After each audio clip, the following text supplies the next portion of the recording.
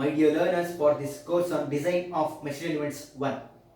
In this module 3, we were discussing about design of shafts, keys and couplings.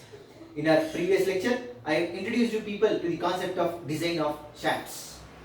With that prerequisite, let us continue our discussion on design of shafts. From today's lecture, I will be addressing numerical problems on design of shafts. The question bank on design of shafts has been attached through a link given in the description. Kindly use the link attached in the description given below to get access to the question bank. For that question bank, I will be giving the solution in this lecture series. The question number 1 of our discussion on design of shaft states that a mild steel shaft transmits 20 kilowatts at 200 rpm. It carries a central load of 900 Newton and is simply supported between the bearings 2.5 meter apart. Determine the size of shaft if the allowable shear stress is 42 megapascals and the maximum tensile or compressive stress is not to exceed 56 megapascals. What size of shaft will be required if it is subjected to gradually applied loads? Let me list out the data given. We have a mild steel shaft transmitting 20 kilowatts at 200 rpm. So the data given for this problem is, we have a mild steel shaft transmitting 20 kilowatts at a rated speed of 200 rpm. It carries a central load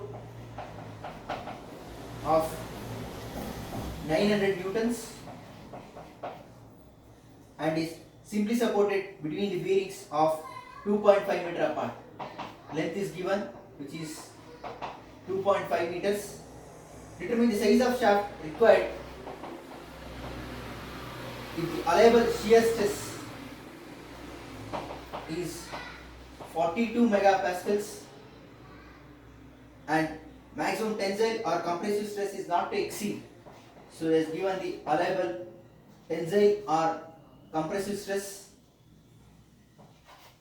which should not exceed 56 megapascals if it is subject for gradually applied loads. So this is the data given for this problem. Let us solve this problem. Now, coming to solve problems on designs of shaft, the important procedure to be followed are: the first step is to draw the space diagram. The space diagram involves the loading conditions and shaft mountings, that is mounting of pulley and gear on the shaft. And in the second step, we will be determining the loads and torque. In the third step, we will be determining the bending moment and determine the maximum resultant bending moment and obtain the maximum bending moment for the operating conditions. And in the fourth step, we will be calculating the diameter of the shaft. So these are the 4 steps to be employed. Moving for the first step, that is to draw the space diagram. As he said, we have shaft mounted between the bearings, which is simply supported. A load of 900 Newton is acting exactly at the center. So therefore, if I draw the space diagram, it will look like we have a space diagram. We have a shaft which is simply supported, whose span length is given as 2.5 meters. So therefore, L will become 2500 millimeters. Exactly at the center, we have a point load of 900 newtons, which is mounted between 2 bearings. So this gives us the space diagram. Now, using this space diagram, I should design the shaft and find the diameter of the shaft required. This question was asked in the V2 examination of August and September 2020 for 16 marks. Let us solve this problem.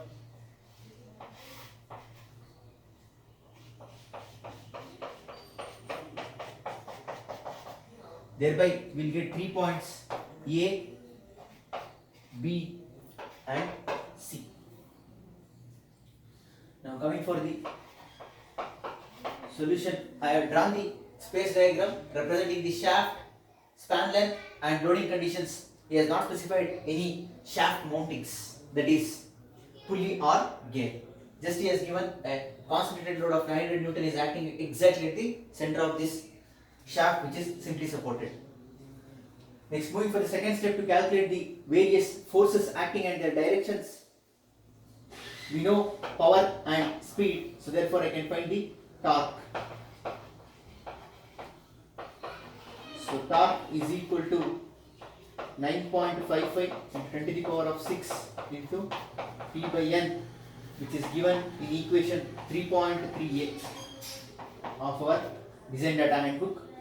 So therefore I will get the torque value as 9.55 into 10 to the power of 6. Power to be transmitted is 20 kilowatts at a speed of 200 rpm. So therefore torque will be 9.55 into 10 to the power of 6 into 20 kilowatts at 200 rpm. So torque to be transmitted is 955,000 Newton millimeters. Now, for simply supported beam loaded centrally, we know that maximum bending moment MB is given by FL by 4, that is WL by 4.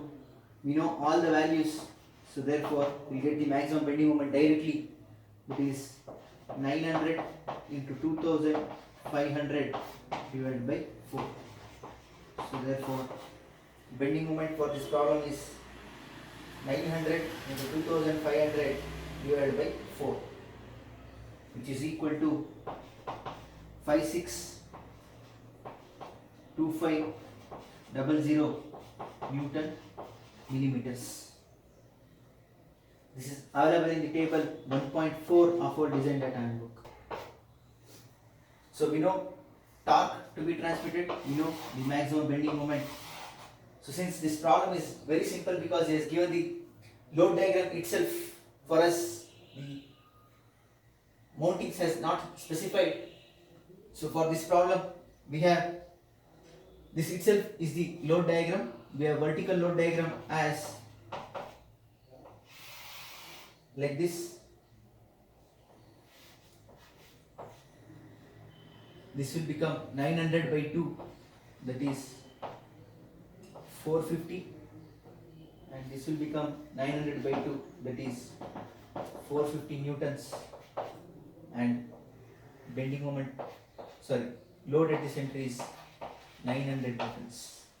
We don't have horizontal load specified for this problem, so therefore neglect horizontal load diagram. Directly if we move for vertical bending moment diagram, VBMD, vertical bending moment diagram, we will get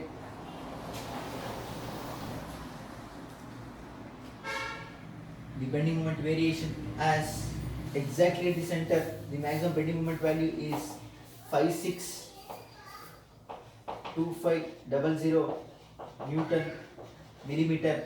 The variation for bending moment for concentrated load is linear. This we already know from our knowledge. So therefore, the variation will be linear from 0 to 562500 Newton millimeters, and from there again linear. So this is the variation of bending moment for this given problem. Since we don't have any horizontal loads, this itself will become the resultant bending moment diagram. So resultant bending moment diagram remains same because we don't have horizontal loads and horizontal bending moment.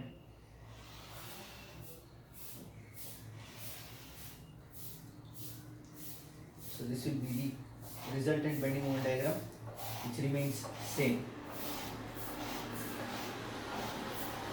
That is 562500 Newton millimeters. So this completes the variation of vertical load, vertical bending moment, and resultant bending moment. There is no horizontal force, hence there is no horizontal load diagram and horizontal bending moment diagram. The vertical bending moment diagram itself is the resultant bending moment diagram for our problem. So we have computed torque to be transmitted and maximum bending moment. Finally, we can determine the diameter of the shaft required. Now, for the gradually applied loads from table 3.1a, for gradually applied loads, we have Cm is equal to 1.5. We always design the shaft which is in running condition, not in the stationary condition. So Cm is 1.5 and Ct, that is fatigue and shock correction factors combined, CMCT, are given in table 3.1a, which is also written as Kb and Kt. Now we know the equation to find the diameter from equation 3.5a and b. We have first one from maximum shear stress theory, diameter of the shaft is given by 16 by pi tau into Cm MB plus Ct MT whole square to the power of 1 by 2 into 1 by 1 minus k to the power of 4 whole to the power of 1/3. We know that for solid shaft the value of k is 0. That is the important note. We know that for solid shaft the value of k is 0. This you people already know. So we know all the values. If I substitute and solve, I will get the value of diameter according to maximum shear stress theory as 16 by 5 times tau allowable is 42 megapascals. Cm MB, that is 1.5 into bending moment is 562500 whole square plus Ct is 1, MT is 95500 whole square to the power of 1 by 2. If I substitute k as 0, I will get 1 and whole to the power of 1/3. So therefore, according to maximum shear stress theory, we are getting the diameter as the diameter is 53.66, which is nearly equal to 55 millimeters. Now, also we should calculate using maximum normal stress theory because he has given the sigma allowable value also. So therefore, diameter D is equal to 16 by pi sigma allowable times Cm MB plus, again we have brackets, Cm MB square plus Ct MT square whole to the power of 1 by 2 bracket close overall to the power of 1/3. So therefore, if I substitute and solve, I will get the diameter as D is equal to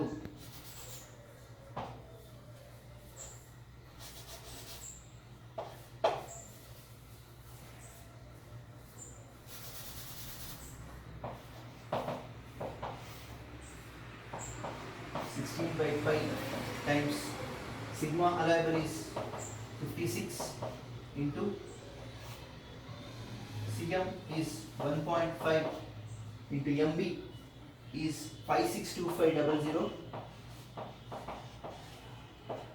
plus CM is 1.5 into MB is 562500 square plus CT is 1, MT is 955000 whole square, bracket close, to the power of 1 by 2 whole to the power of 1/3. So if I solve, I will get the diameter as, the value of the diameter is 57.753 millimeters, which is nearly equal to 60 mm.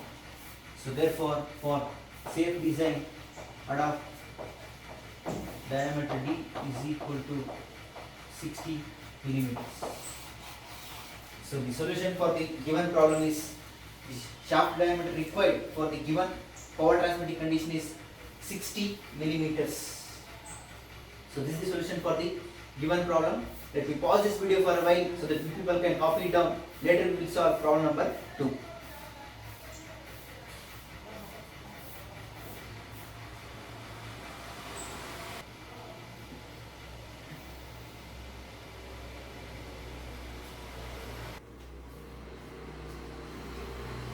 Now, moving ahead for problem number 2. Problem number 2 states that a line shaft is to be transmit 30 kilowatts at 160 rpm. It is driven by a motor placed directly under it by means of a belt running on a 1 meter diameter pulley key to the end of shaft.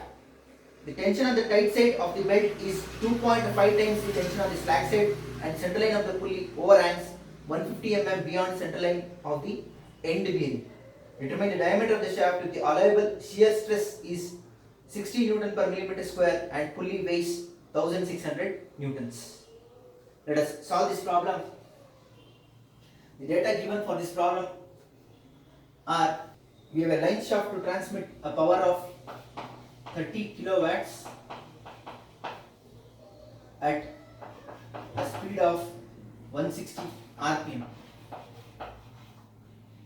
It is driven by a motor placed directly under it by means of a belt drive on a 1 meter diameter pulley. We have a diameter of the pulley which is 1 meters. The tension on the tight side of the belt is 2.5 times the tension in the slack side.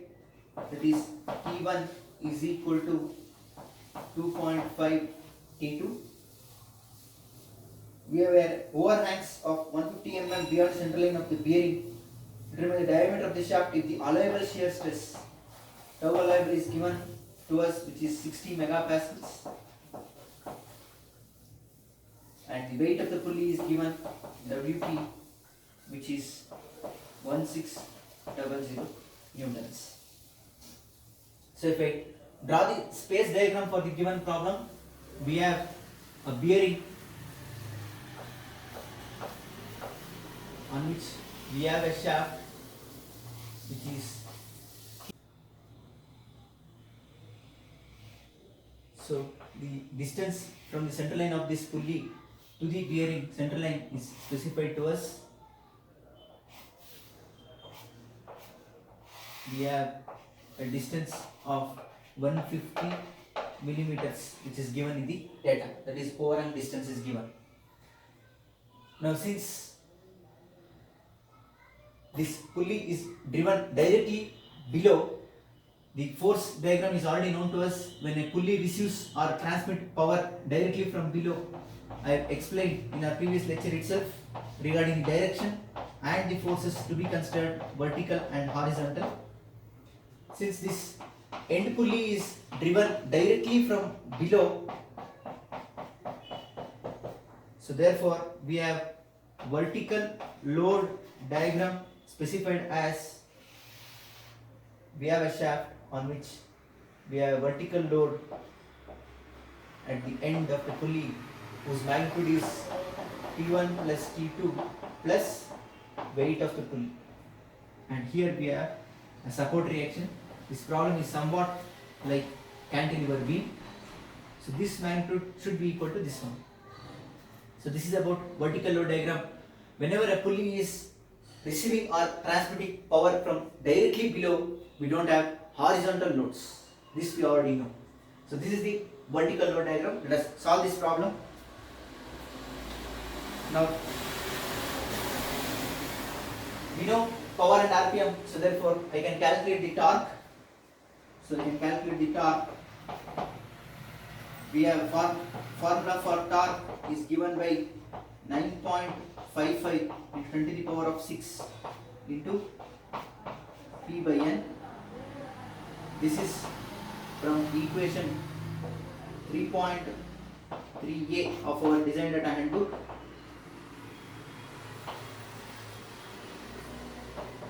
So now torque is equal to 9.55 into 10 to the power of 6 into power is 30 kilowatts divided by RPM is 160. So therefore torque to be transmitted will be 9.55 into 10 to the power of 6 into P is 30 divided by N is 160. So torque is 179.0625 Newton millimeters. We know three equations of pulley. Whenever pulley is mounted on the shaft, I already told in our previous lecture we should use three equations. One is torque equation, MT is equal to 9.55 into 10 to the power of 6 into P by N. Second equation is ratios of bend tension, T1 by T2 is equal to e power mu theta. And third equation is again torque is given by MT is equal to T1 minus T2 into radius of the pulley. Similarly, we have three equations for gear when gear is mounted on the shaft. For this problem, we have pulley mounted on the shaft. We have used the first equation. We have two more equations, that is T1 by T2 is equal to e power mu theta, and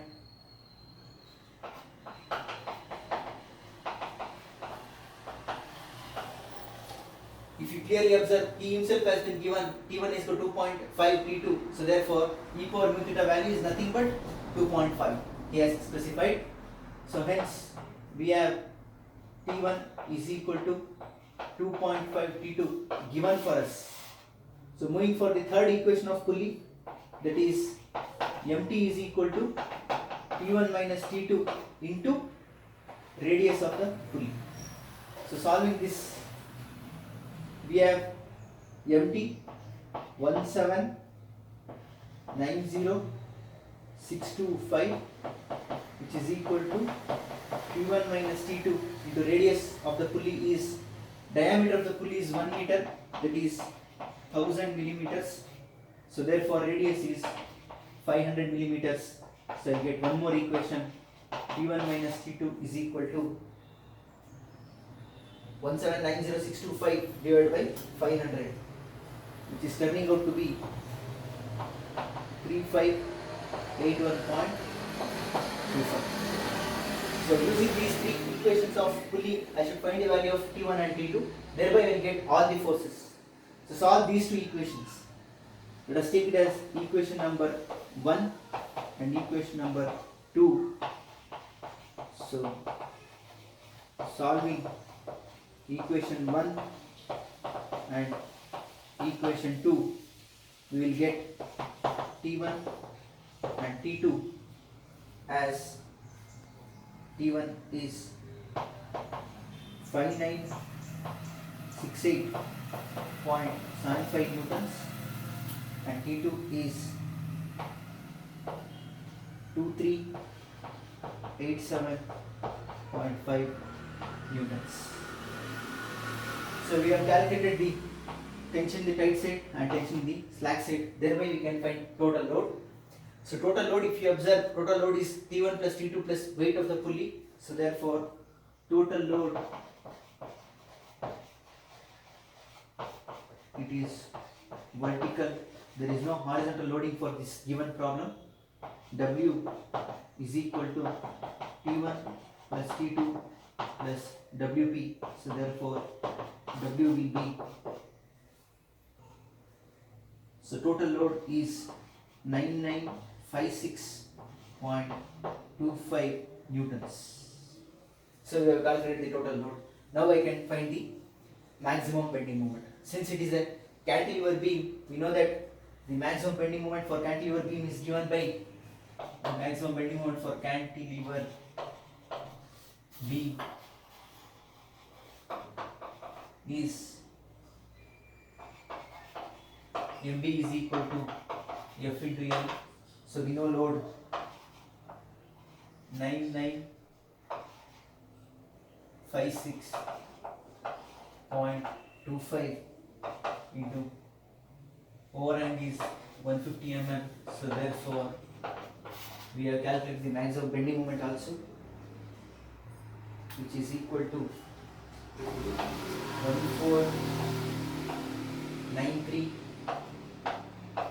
1493437.5 Newton millimeters.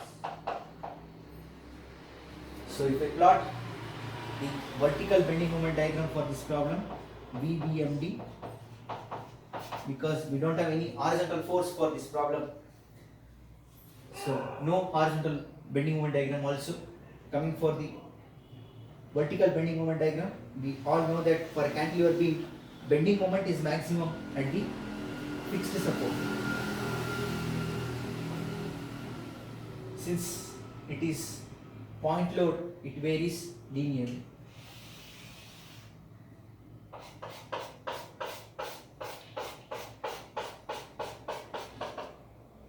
We have 2 points A and B.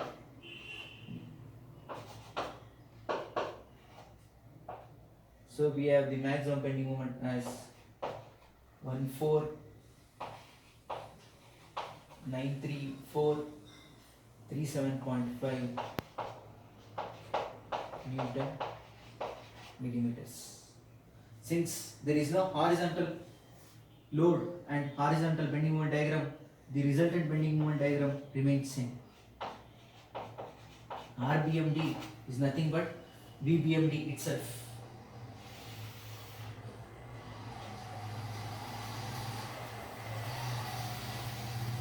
For point load, the variation of bending moment is linear. So therefore, I will get the resultant bending moment diagram also, which is nothing but the vertical bending moment diagram itself. 1493437.5 Newton millimeters is the maximum bending moment. There are 2 points A and B. So we know torque, we know maximum bending moment, we can find the diameter. Since he has given shear stress, so therefore from maximum shear stress theory, we already know that diameter of the shaft is given by 16 by pi into tau allowable into Cm mb square plus Ct mt square whole to the power of 1 by 2 into 1 by 1 minus k to the power of 4 whole to the power of 1/3. Now he has not specified Cm and Ct. Whenever Cm and Ct is not specified from table,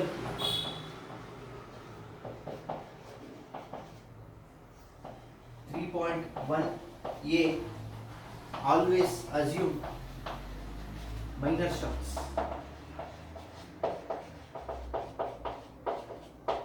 So assuming minor shocks for gradually applied loading condition, we will get Cm varies from 1.5 to 2, so therefore I will take it as 1.75, and Ct varies from 1 to 1.5, therefore I will take it as 1.25 average values. And we know that for solid shaft K is 0.